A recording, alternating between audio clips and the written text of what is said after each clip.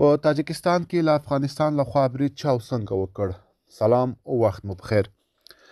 تاجکستان کې چارواکي ادعا کوي چې د افغانستان او تاجکستان پولې ته نږدې 3 چینایان وژل شوي.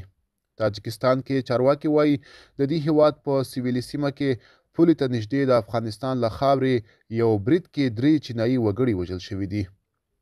د تاجکستان د بهرنیو چارو وزارت په یوه اعلامیه کې ویل شوي دا برید د تاجکستان خاتلان ولایت په شمس الدین شاهین سیمه کې پر هغو چینایي وګړو شوی چې د تاجکستان یو ځایي شرکت کارکوونکي وو.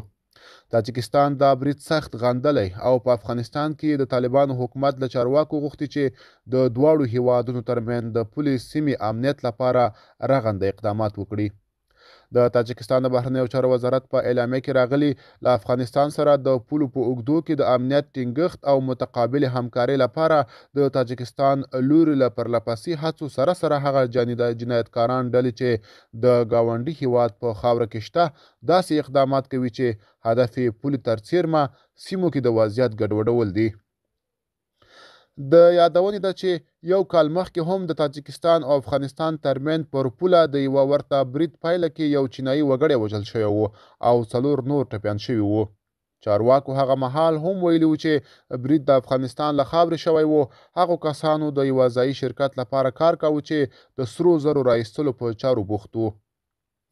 تاجکستان چارواکي وایي د تیرو بریدونو برعکس د تیرې شپې برید د یوه ډرون برید له لورې شوی چې چاودیدونکي توکي پورې غوټه شوي وو. تر اوسه هیڅ یوې ډلې د دې برید مسؤلیت نه دی منلی. د ریپورټونو له مخې د سخت دریځو وسلوالو په ګډون د دواړو هیوادونو ترمنځ د پولې په سیمو کې قاچاقبران هم فعال دي.